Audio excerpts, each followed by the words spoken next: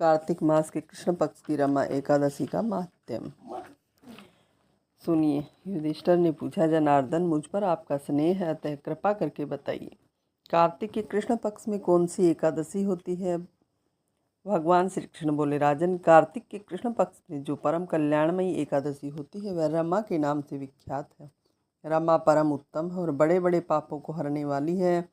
पूर्वाकाल में मुकुचंद नाम से विख्यात एक राजा हो चुके हैं जो भगवान श्री विष्णु के भक्त और सत्य प्रतिज्ञ थे। निष्कंटक राज्य का शासन करते हुए इस राजा के यहाँ नदियों में श्रेष्ठ चंद्रभागा कन्या के रूप में उत्पन्न हुई। राजा ने चंद्रसेन कुमार शोभन के साथ उसका विवाह कर दिया। एक समय की बात है, शोभन अपने ससुर के घर आए।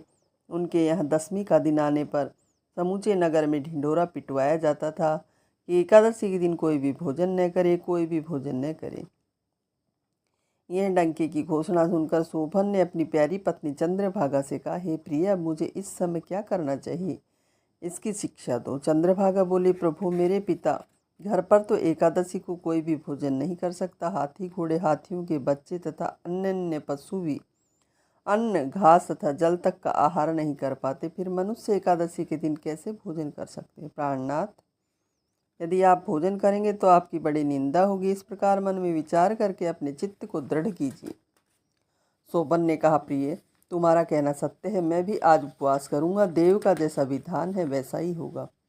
भगवान श्री कृष्ण कहते हैं, इस प्रकार दृढ़ निश्चय करके शोभन ने व्रत के नियम का पालन किया। क्षुधा से उनके शरीर में पीड़ा होने लगी, अतः वे बहुत दुखी हुए। भूख की चिंता में पड़े पड़े सूर्यास्त हो गया। रात्रि आई, जो हरि पूजा पारायण तथा जागरण में आसक्त वैष्णव मनुष्यों का हर्ष बढ़ाने वाली थी, परंतु वही रात्रि शोभन के लिए अत्यंत दुखदायिनी हुई। सूर्योदय होते होते उनका प्राणांत हो गया। राजा मुचुकुंद ने राजोचित काष्ठों से शोभन का दाह संस्कार कराया। चंद्रभागा पति का पारलौकिक कर्म करके पिता के ही घर पे रहने लगे।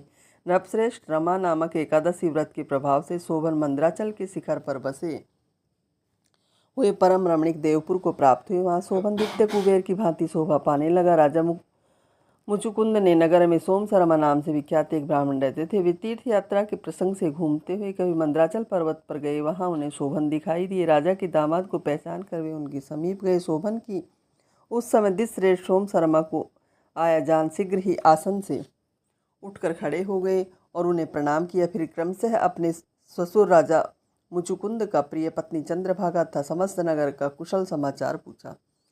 सोमशर्मा ने कहा, राजन, वहाँ सबकी कुशल है। यहाँ तो अद्भुत आश्चर्य की बात है, ऐसा सुंदर और विचित्र नगर तो कहीं किसी ने भी नहीं देखा होगा।